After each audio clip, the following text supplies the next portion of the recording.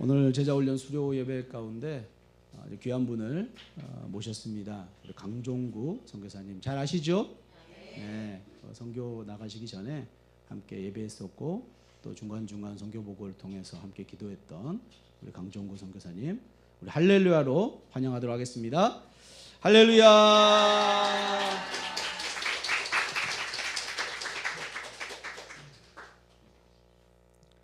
할렐루야. 제 목이 좀 타가지고 잠깐만 마시겠습니다.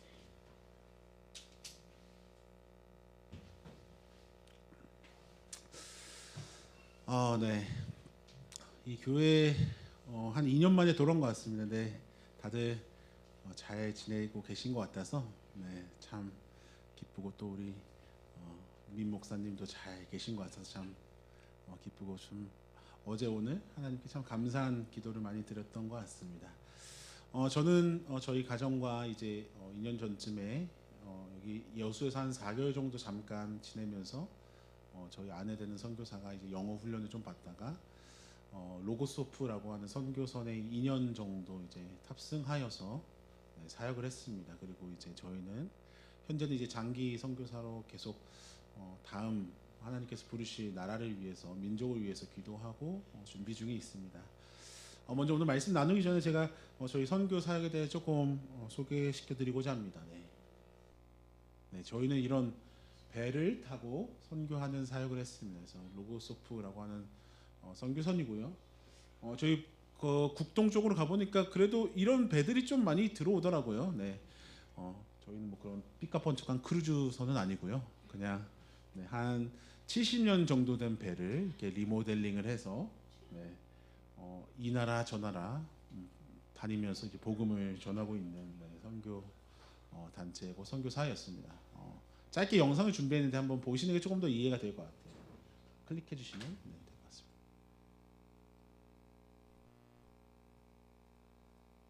안 나오나요? 아마 네, 됐습니다. 아마 링크가 안 들어가서 그런 것 같고요. 네, 그냥 넘어가면 될 것 같아요. 네, 제가 설명을 좀 어차피 뒤에가 있어가지고 이렇게 보시면 저희 선교 단체 이 선교선에는요 한 65개국 정도의 이제 선교사들이 탑승하여서 한 300명 정도 되는 선교사들 함께 이 선교선을 운영하면서 이 나라 저 나라 항구들을 돌아다니면서 이제 복음을 전하고 있습니다. 저희 가족은 이렇게 사역을 했고요. 네. 이 로고소프라고 하는 배 말 그대로 로고스가 뭐죠? 바로 우리 예수 그리스도, 말씀이신 예수 그리스도와 호프, 희망을 전한다 라는 이름을 가지고 복음을 전하고 있습니다. 저희는 이제 남아프리카 공화국이라고 하는 곳에서 배를 탔고요. 그래서 아프리카 대륙 서쪽을 항해를 하다가 이제 대서양을 건너서 캐리비안이라고 하는 중남미 지역에서 사역을 하다가 자메이카라고 하는 곳에서 저희는 하선하여서 이제 한국에 들어오게 되었습니다. 저희 선교선은 이 모토를 가지고 복음을 전하는데, 우리는 복음이 가장 적게 전해진 이들 가운데 예수님을 따르는 자들의 활력 있는 공동체를 보기 원한다. 아마 이 모토가 어떻게 보면 오늘 제자 훈련을 받으신 분들이 품어야 되는 모토일 수도 있다라고 생각해요. 이 여수라고 하는 지역에서 특별히 학동이죠, 그죠? 네, 학동 이 지역에서 어떻게 보면 우리가 복음, 사실 여수에 참 교회가 많아요, 그죠? 엄청나게 많은 교회들이 있는데 참 슬프게도 요새 이 2020년대 교회는요 믿지 않는 사람들에게 복음을 전하기보다 믿는 사람들에게 복음을 전해서 교회를 수평 이동하는 참 아이러니한 일들이 참 많이 일어나고 있어요. 그러니까 이 교회 정착을 못하신 분들이 뭐 예를 들어서 세중앙교회를 간다던가요. 세중앙교회 가면 좀 별로야. 그 영광교회를 간다던가요. 이런 일들이 참 많이 벌어지고 있습니다.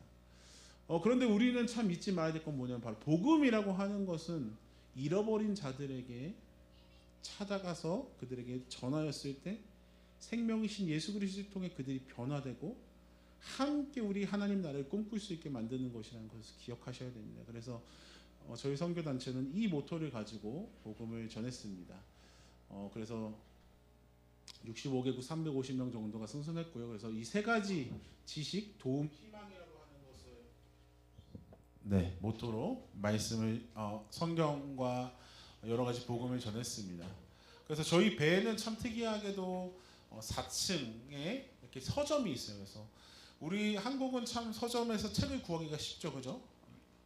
그런데 세계 많은 나라들은 책을 파는 데가 없더라고요. 서점이 별로 없어요. 제가 남아공 하면 우리 다 아시잖아요, 그죠? 월드컵도 했던 곳이고, 남아공이라고 하는 아프리카에서 손에 꼽히게 잘 사는 나라인데도 거기가 서점이 없어요. 책을 구하기가 너무 어려워요.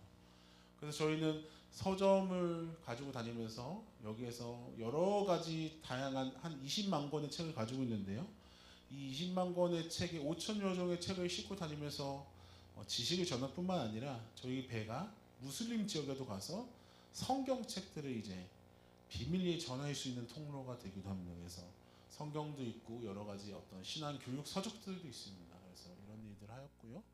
두 번째는 이 훈련을 했으면서 이게 제가 주로 맡았던 파트인데 현재 많은 청년들부터 한 60대까지 70대까지 그 나라에서 훈련받지 못했던 분들이 배에 와서 오히려 훈련을 받으시고 돌아가시는 거예요. 그래서 저희는 훈련을 받아서 이들을 파송하고, 네, 이거 보시면 이 아프리카 옷을 선물 받아가지고 제가 아프리카 네, 왕이 입는 옷이래고 요걸 주셨더라고요. 그래서 네, 이렇게 입고 요거는 아마 아프리카 앙골라라는 지역에서 사역했던 것 같아요. 그래서 그때 가나네요. 가나에서 네, 선교하면서 이들을 훈련하고 파송하는 일들을 하였습니다.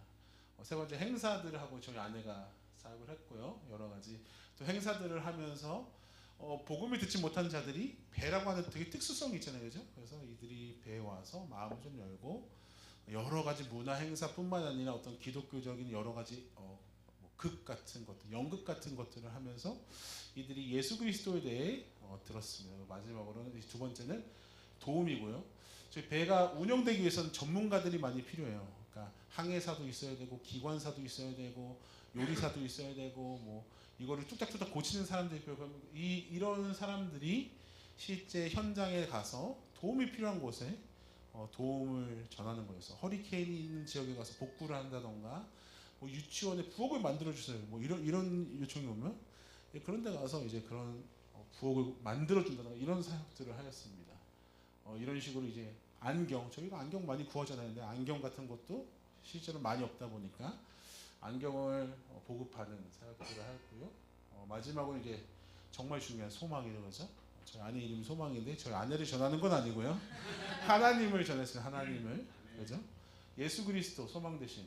요게 아마 여성 아마 노숙자 이런 센터에서 아마 행사 복음을 전하는 행사를 했던 것 같아요. 남아공에서. 그래서 그건 아니면 저 같은 경우는 이제 이거는 청소년 소년원들에 있던 친구들이 나와서 이제 세상에 다시 정착하는 그런 센터들이 있는데 그런 곳에 간다던가 마약 한국도 마약이 좀 심한데 요새 세계는 더 마약이 심해요. 그래서 마약 중독자들이 예수님 만나서 회복하는 그런 센터들이나 이런 곳에 가서 예수님을 전하는 거예요. 그래서 예수님을 전하고 그들에게 이제 우리의 세상의 소망이 어떤 물질이나 어떤 뭐 풍요에만 있는 것이 아니라 정말 우리의 전 존재가 변화되는 예수 그리스도를 통해 있다라는 것을 전한 사역하였습니다. 그래서 이렇게 전한 사역하고 여기 이분은 대사님이세요. 대사님 보시면 아시겠지만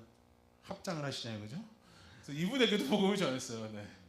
대사님 오셨을 때도 트리니다드 토바고라고 하는 곳에 있는 대사님이신데 거기서 복음을 전해서 예수님을 믿을 수 있도록 그래서 저희는 남아공부터 저기 안 보이시는 저기 섬들까지 가서 1년 7개월 동안 이제 복음을 전했습니다. 이렇게 많은 나라들을 갔습니다.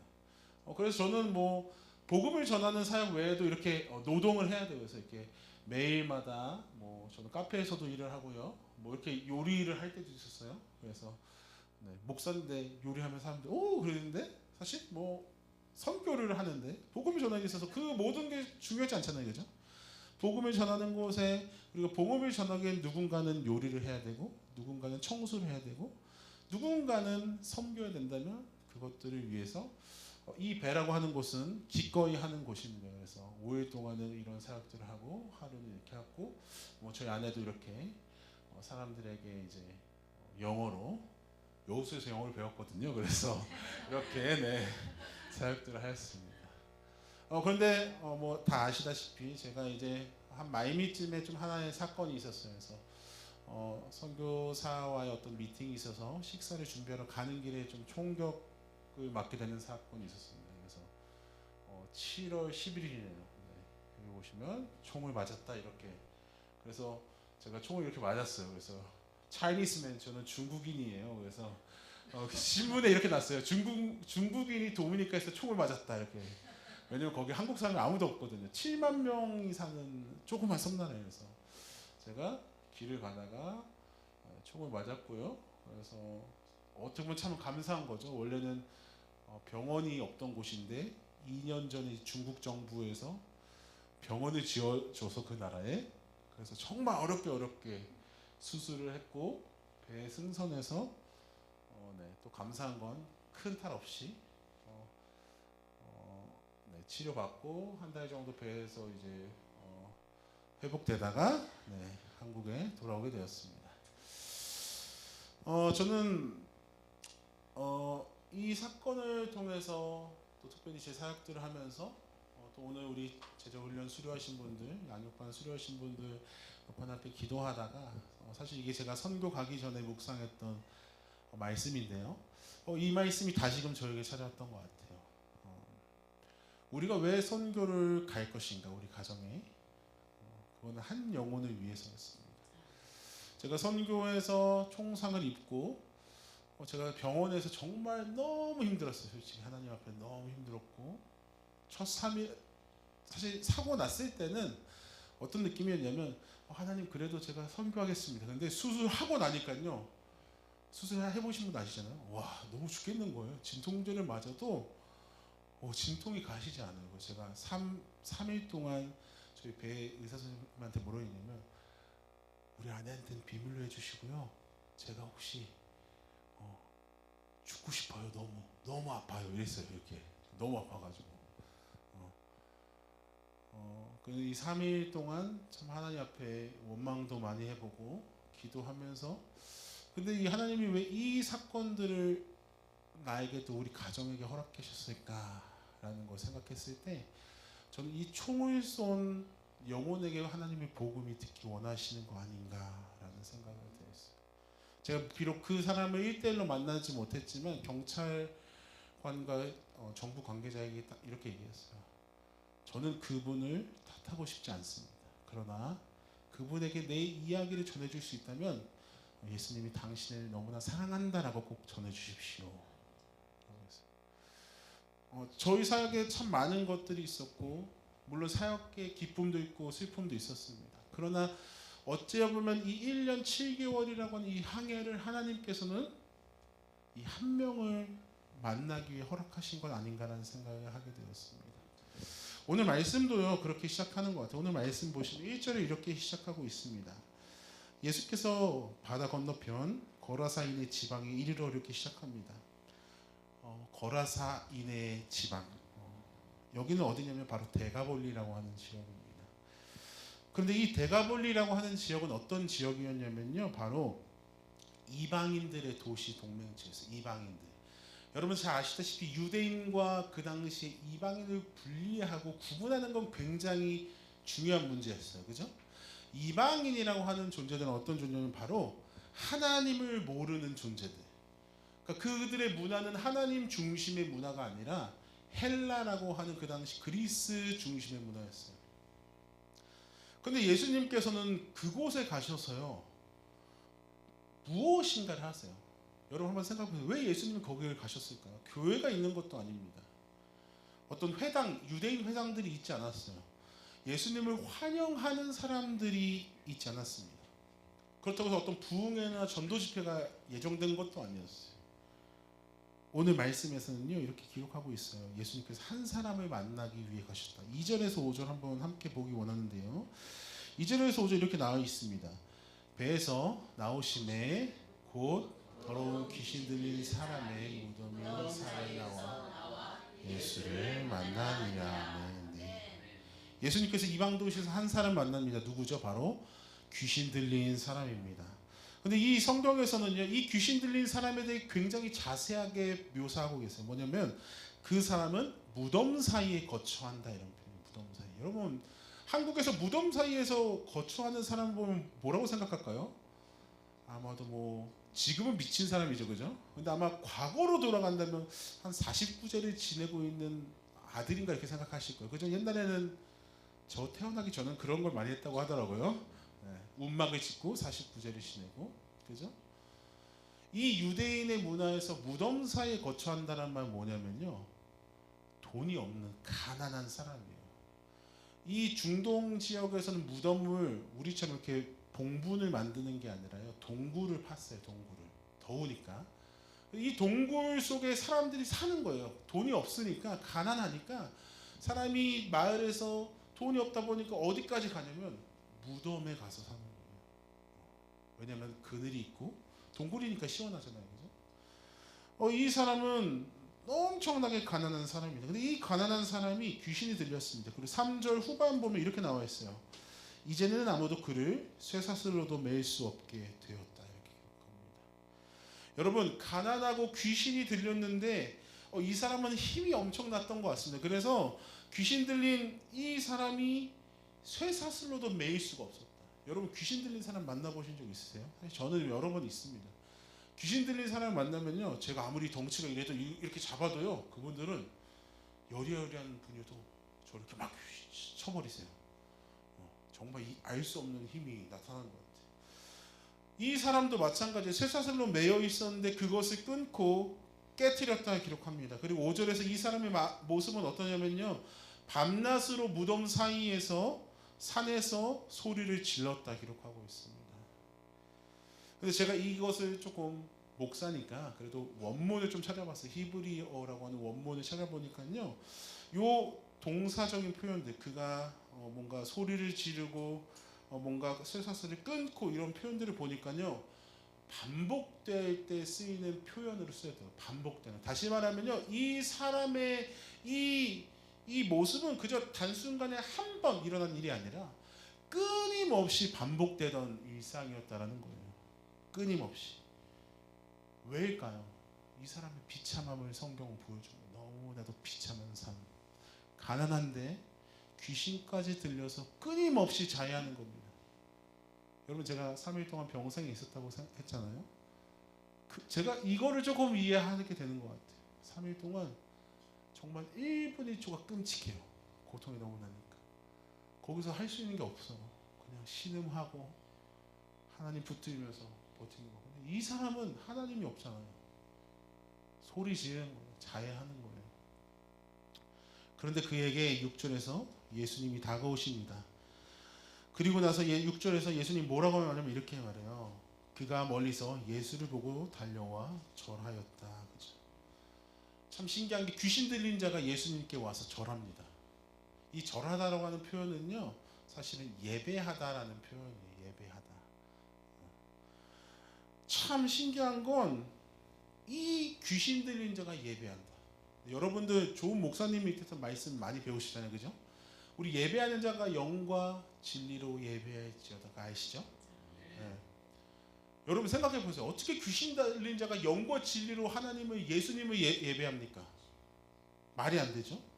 근데 이 말씀을 좀 이해하기 위해서 누가복음, 동일한 본문인 누가복음 8장을 보면 이렇게 나와 있어요. 8장 29절을 보면요, 한번 찾아보실 수 있으면 참 좋겠는데, 누가복음 8장 29절에 보면, 네,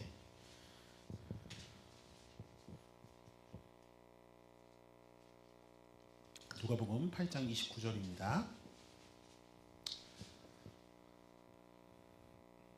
네, 함께 읽어보겠습니다. 시작. 이는 예수께서 이미 더러운 귀신을 명하사 그 사람에게서 나오라 하셨습니다. 귀신이 가끔 그 사람을 붙잡음으로 그를 쇠사슬과 고랑에 매어 지켰으되 그 맨 것을 끊고 귀신에게 몰려 광화에. 여러분, 참 더 비참한 모습을 이 성경은 그려주고 있어요. 뭐라 나있죠? 귀신이 가끔 그 사람을 붙잡았다. 무슨 표현일까요?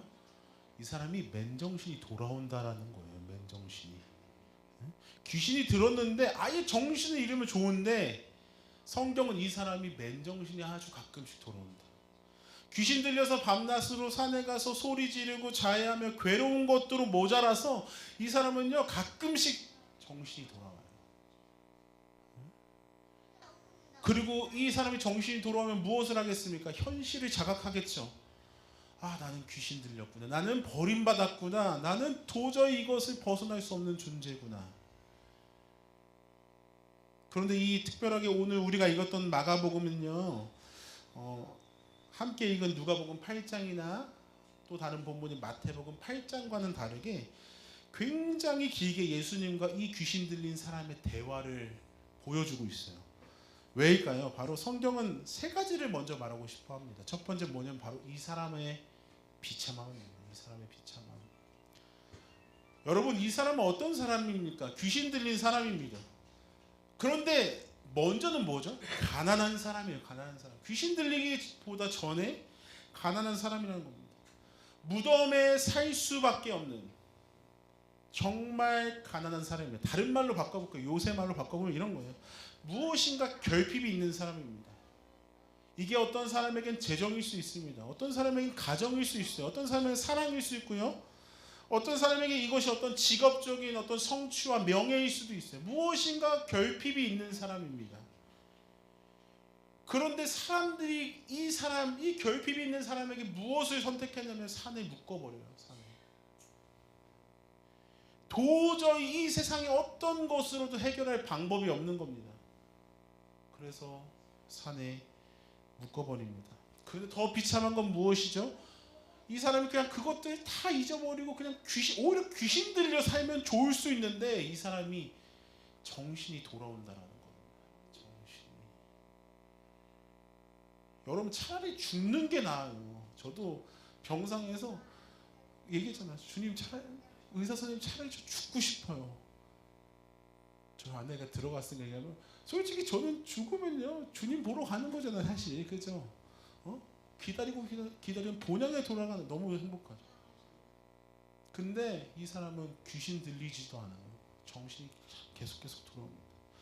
여러분 혹시 이런 경험이 있으십니까? 차라리 미쳐버리면 좋은데 차라리 이 고통이 그저 지나가면 좋은데 이것을 잊고 살아가면 좋은데 아무리 너무나도 이 고통에서 벗어날 수 없어서 소리 지르고 발악하고 하나님 앞에 이것들이 구해도 해결되지 않은 이 절망 가운데 있을 때 얼마나 비참합니까? 그래서 성경은요 두 번째로 이 사람의 모습을 보여준과 동시에 예수님의 능력을 보여줍니다. 예수님의 능력. 우리가 잘 아는 말씀입니다. 10절에서 13절 보면요 예수님이 이 사람에게 들려있는 귀신을 이름 불러서 쫓아내셔 죽게 하시죠. 그죠? 근데 예수님이 이례적으로 이 귀신의 이름을 물어봅니다. 사실 예수님은 모든 걸 다 아시는데 이름을 물어봐요. 그래서 뭐라고 얘기하냐면 이름이 뭐냐? 그러니까 군대입니다. 그래요. 레기온입니다. 이렇게 표현합니다. 왜일까요? 바로 예수님의 권세를 보여주시기 위함이에요. 근데 여기서 중요한 표현은 군대예요. 군대라고 하는 이 로마 시대의 군대는요, 레기온이라고 하는 이 존재는요, 한 대대, 우리말로 지금으로 따지면 대대 정도, 소대, 중대, 대대 있죠. 대대인데 한 4,000명에서 6,000명 정도였다고요. 그러니까 이 귀신이라고 하는 이 집단이 엄청나게 파워가 셌던 거예요. 그러니까 4,000명에서 6,000명 되는 이 군대 정도 되는 귀신에게 예수님이 권세를 보여주시죠. 그리고 10절에서 13절 보시면 참 신기하게 귀신이 예수님한테 간구해요. 10절 보면요. 주님, 귀신이 얘기하는 거, 주님 저를 이 지방에서 내보내지 말아주세요. 이렇게 간청하죠. 12절을 보면요. 주님, 네, 저를 이에 간구하여 이렇게 말이죠. 돼지에게 넣어주세요. 이렇게 말합니다. 그리고 아까 방금은 누가복음에 읽었다면 마태복음 8장 29절에서 뭐라고 나오면 이렇게 나와요. 이에 그들이 소리질러 이르되 하나님의 아들이여 이렇게 되십니다. 귀신도 예수님한테 뭐라고 얘기했냐면 하나님의 아들이여 이렇게 받아요. 왜인지 아십니까? 예수 그리스도 이름의 능력이 있기 때문입니다. 네? 여러분 예수님이 권세와 능력이 있다는 것을 이 귀신조차도 인정하고 있어요. 여러분, 예수님의 이름에는 능력이 있어서 그분은 귀신을 쫓아낼 수 있는 분이십니다. 그리고 오늘 말씀에서 예수님께서는 귀신에게 이렇게 말합니다. 떠나가라. 그래서 귀신이 즉시 떠나갑니다. 여러분, 예수님은요, 이 비참함에 빠져있는 이 귀신 들린 자를 구원하시는데 조금도 지체함이 없으십니다. 그리고 세 번째, 오늘 성경은 데가볼리 사람들의 반응을 보여주고 있습니다. 여러분, 한번 생각해보세요. 예수님의 능력으로 귀신들이 쫓겨나고요, 돼지가 죽었어요. 오늘 성경에서 보면 13절에 보면 이렇게 나와 있어요. 거의 2,000마리가 되는 돼지가 죽었다. 제가 어렸을 때 이 말씀 읽었을 때 약간 어떻게 생각하면 이렇게 생각했어요. 제가 돼지를 좋아해요, 삼겹살. 네? 그래서 예수님 왜 돼지를 죽이셨지? 그냥 이거 들어가게 하신 다음에 삼겹살 구워 먹게 하시면 안 되나? 왜? 막 약간 이런 생각을 했던 것 같아요. 돼지를 싫어하시나 예수님? 돼지 맛을 좀 보셨어야 되는 약간. 네. 그런데요, 이건 웃자고 할 얘기입니다. 예수님께서는 돼지 2,000마리를 죽이시죠. 그리고 나서 14절 보면 이렇게 나와 있어요. 치던 자들이 도망하였다 이렇게 나와 있어요.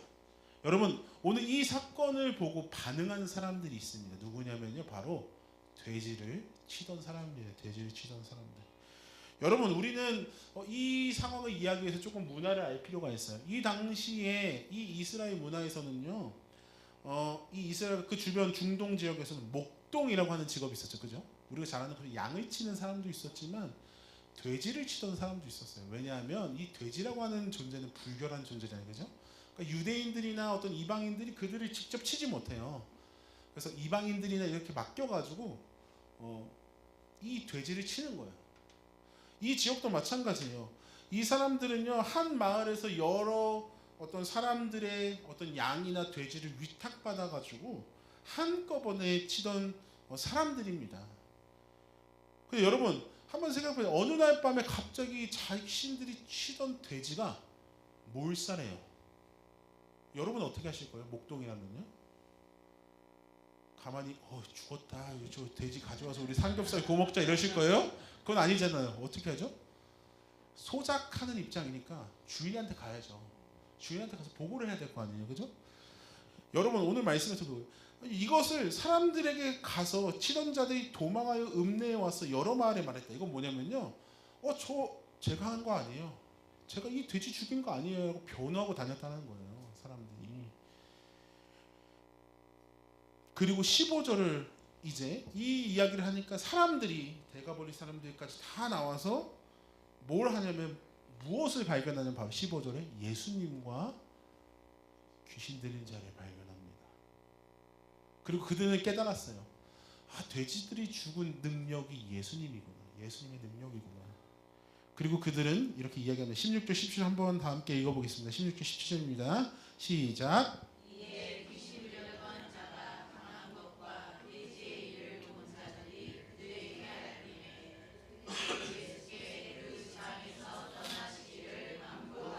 아멘. 여러분, 예수님께서 무엇을 당하시냐면 쫓겨나세요. 쫓겨나십니다. 귀신들이 쫓겨나서 한 명의 한 사람이 회복됐습니다. 그런데 그것을 본 데가볼리 사람들은 무엇을 요청하냐면요, 예수님 제발 떠나주십시오. 왜일까요? 여러분, 왜일까요? 이 말씀 보면서 왜 그럴까 생각해 보신 적 있으세요? 왜냐하면 이 데가볼리 사람들은 내 재산인 돼지와 저 귀신 들린 자를 바꾸고 싶지 않은 거예요. 여러분, 한번 생각해 봅시다. 2,000마리잖아요, 그죠? 근데 목동이 한 명에서 이걸 다 치진 않았을 거 아니에요, 그죠? 예를 들어 목동이 한 50명이라고 치면 한 40마리 정도를 친 거예요, 그죠? 그 말은 뭐냐면 주인이 한 50명 정도 된다. 10명이면은 뭐 200마리고 이런 거잖아요, 그죠? 그런데 이 사람들의, 동일한 사람들의 이 생각은 뭐냐면 내 재산과 내 소유와 저 사람을 바꿀 수 없다는 겁니다. 바꿀 수 없다. 저 인간은 내 돼지랑 비교조차 할 수 없는 그만한 가치조차 없는 사람이라는 거예요. 그러니까 그 귀신 들린 사람을 산에 묶어 놓고 쫓아냈던 것처럼 이 사람들이 뭘 하는 거냐면 예수님을 쫓아내버리는 거예요. 아무도 이 사람이 회복된 것을 기뻐하지 않으십니다. 여기서 여러분 우리가 놓치는 것이 있어요. 뭐냐면요, 이 귀신 들린 사람은 누구냐면 데가볼리 사람이에요. 데가볼리 사람. 여러분 그냥 학동 옆에 한번 볼까요? 학동에서 귀신 들린 사람이 회복됐어요. 요 옆집에 사는 사람이었다는 거예요. 원래는 누군가의 이웃일 수 있어요. 누군가의 가족일 수 있어요. 누군가 그냥 같은 학교를 다녔을 수도 있고, 통창일 수도 있고, 같은 직장을 다닌 사람일 수 있어요. 아니면 오며 가며 인사했던 사람일 수 있어요. 근데 어느 누구도 그 사람이 회복된 것을 기뻐하지 않았다는 겁니다. 그저 돼지만 보일 뿐입니다. 여러분 얼마나 비참합니까? 근데 이게 우리의 모습이라는 거예요. 우리의 모습. 정말 죄송하지만 이게 우리의 모습 아닙니까? 뭐 이렇게 얘기할 수 있을지 모르겠어요. 아니 목사님 저는요 이방인이 아니에요. 저는 예수 믿고 있습니다. 근데 어떻게 제가 데가볼리 사람과 똑같습니까? 아니요, 죄송한데 똑같습니다. 내가 가진 시간과 내가 가진 어떤 무언가를 지금도 아파하고 있는 사람과 우리는 바꾸고 싶지 않아요. 내가 가진 가족과 내가 가진 재물과 내가 노력해서 얻어낸 모든 것들을 우리는 저 버러지와 같은 인간과 바꾸고 싶지 않아합니다. 지금도 어딘가에서 신음하고 지금도 제정신이 가끔은 돌아와 이 인생을 한탄하며 슬퍼하고 있는 누군가와 우리는 그것을 바꾸고 싶어 하지 않습니다. 그리고 이렇게 말할지 모르겠어요. 주님, 그런 주님이라면 제발 떠나주십시오.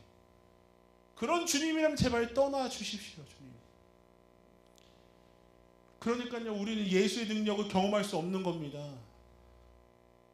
예수님의 권세가 있고 능력이 있으시지만 우리는 예수님이 보이는, 한 영혼이 보이는 것이 아니라 우리가 소유하고 있는 것만 보이기 때문에 우리는 예수의 능력을 경험하지 못하는 거예요. 왜요? 내 손해만 보이는 거예요. 내 돼지만 보이는 거예요. 죽어 없어진 저 돼지, 2,000마리의 돼지. 근데 여러분, 그 모습에 예수님은 어떻게 반응하시냐면요, 그냥 떠나세요. 그냥 떠나십니다. 여러분, 예수님의 이 모습 생각해 보세요. 선교 완전 실패한 거예요. 선교 사람들요. 그죠? 실패했습니다. 아무것도 변화된 게 없어요. 무엇을 남기시냐면요, 귀신 들렸다가 회복된 그 사람을 그냥 놓고 가세요. 근데 여러분, 우리가 이 말씀을 온전하게 이해하기 위해서는 사실 마가복음 4장을 조금 이해할 필요가 있어요. 우리가 잘 아는 말씀이에요. 4장 1절과 2절 보면 이렇게 나와 있어요. 예수님께서 다시 바닷가에 가르치시니 큰 무리가 모여들거든, 이렇게 나와 있어요. 예수님이요, 비유로 이 데가볼리 지역에 오시기 전에 갈릴리 바다 건너편에서 말씀 집회를 하셨어요. 그리고 4장 35절, 우리가 잘 아는 말씀이에요. 39절 40절 뭐죠? 풍랑을 뚫고 예수님이 건너오세요. 그리고 예수님 뭘 하시죠? 한 영혼을 고치시고 말없이 돌아가십니다. 여러분, 왜 예수님이 대체 이 지역에 가셔야 됐습니까? 왜 이 데가볼리에 가셔야 됐습니까? 한 사람 때문에, 한 사람. 이 한 사람 때문입니다. 여러분, 우리가 잊어서는 안 돼요. 마가복음 4장에서 예수님이 무엇을 설교하고 계셨냐면요, 하나님 나라를 설교하고 계셨어요. 비유로 하나님 나라에 대해 설교하세요. 하나님 나라는 씨 뿌리는 자야다, 이렇게 비유로 설명하십니다. 하나님 나라의 믿음에 대해서 광풍 가운데 예수님은 설명하세요. 제자들에게 하나님 나라의 믿음이란 무엇인가, 그리고 비참한 한 영혼에게, 한 사람에게 찾아오셔서 그를 건져내시면서 뭘 하시냐면 하나님 나라의 비밀을 보여주시는 거예요. 하나님의 나라는 다른 곳에 있는 것이 아니라 한 사람이 돌아오는 거였다는 거예요. 하나님 예수 그리스도의 목적은 한 사람이, 한 영혼이 주님께 돌아오는 데 있다는 겁니다. 예수님이 그 엄청난 능력으로 세상을 변혁시키는 것이 아니라, 그 로마 정권을 무너뜨리는 것이 아니라, 한 영혼, 버림받은 한 영혼에 가서, 비참한 영혼에 가서 그 사람이 돌아오게 하는 데 있다는 겁니다. 여러분, 예수님은 그것을 고민도 하지 않으세요.